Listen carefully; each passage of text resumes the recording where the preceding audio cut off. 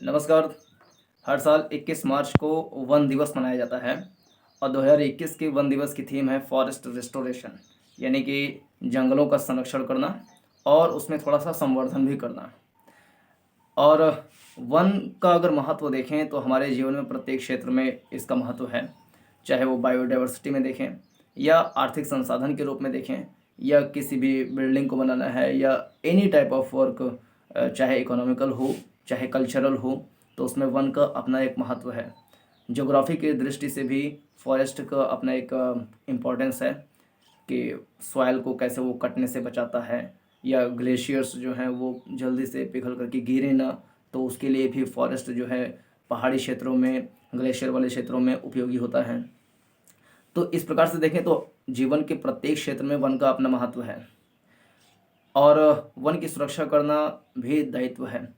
लेकिन वर्तमान समय में देखा जाए तो हर साल करीब 100 लाख हेक्टेयर वन जो हैं कट जाते हैं। 100 लाख हेक्टेयर वन एक साल में कट जाते हैं। तो इसके कारण क्या क्या हो सकते हैं? एक तो बहुत सारे कामों के लिए उसको काटा जाना, अंधाधुंध कटाई होना, मुनाफे वाला दृष्टिकोण होना, पूंजीवादी मानसिकता होना। इसके अलावा कह लें कि उसके महत्व को ना समझना या कल्चरल जो महत्व है उसको धीरे धीरे नकारना। इसके अलावा कुछ प्राकृतिक कारण भी हो सकते हैं, जैसे कि जंगलों में आग लगना। जैसे ब्राज़ील के जंगलों में पिछले दिनों बहुत आग लगी। ऑस्ट्रेलिया में भी प्राकृतिक रूप से आग लगी या मानवीय कारणों से भी आग लगी। तो इस कारणों से भी बहुत सारे जंगल जो हैं वो विनष्ट होते जा रहे हैं। भारत में भी वनों की स्थिति लगभग ठीक ठाक नहीं है। 1980 में जो राष्ट्रीय वन नीति लाया गया था उसमें ये लक्ष्य बनाया गया था कि अ, भारत के किसी भी राज्य या किसी भी क्षेत्र में और ओवरऑल पूरे भारत के कुल भूभाग के 33% हिस्से पर वन का आवरण होना चाहिए। लेकिन वर्तमान में कई सारे ऐसे राज्य हैं, क्षेत्र हैं जहाँ पर वन का आवरण, जो फॉरेस्ट कवर एरिया है, वो अपेक्षित जो लक्ष्य है वहाँ तक नहीं पहुँच पाया है।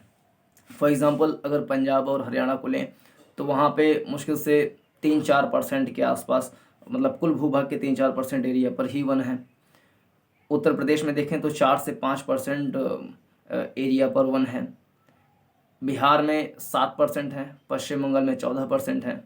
दिल्ली में देखें तो वहाँ पे और भी कम है, 2-2.5% के आसपास है।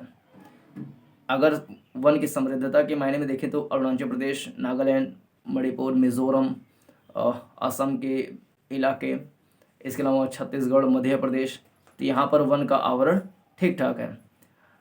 मध्य प्रदेश में भी ठीक है। महाराष्ट्र में जो पश्चिमी इलाका है उधर, यानी महाराष्ट्र में भी ओवरऑल उतनी नहीं है जितना कि होना चाहिए। तो इस प्रकार से बहुत सारे ऐसे क्षेत्र हैं जहाँ पर वन का आवरण जितना होना चाहिए उतना नहीं है।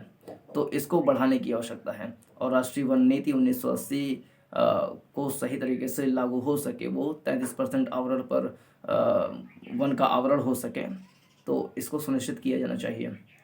वन का महत्व इस तरीके से हम समझ सकते हैं कि हमारे जो धार्मिक ग्रंथ हैं, पुराणों में भी कहा गया है कि एक वृक्ष 100 पुत्र समान, यानी कि 100 पुत्र भी उतनी सेवा नहीं कर सकते हैं जितना कि एक वृक्ष कर सकता है। जैसे कि उसकी जितनी भी महत्ता है आप उसको भली भांति समझते हैं। वर्तमान समय में जिस तरीके से कार्बन डाइऑक्साइड या ग्रीन हाउसेस का एमिशन हो रहा है, उसको रोकने के लिए भी वन की महत्ता बढ़ जाती है। वर्तमान समय में अगर रिक्वायरमेंट देखें तो लगभग 1000 अरब वृक्ष अगर लगाए जाएं पूरी दुनिया भर में, 1000 अरब वृक्ष, तब वो जा करके 810 अरब टन कार्बन डाइऑक्साइड को सोख सकते हैं।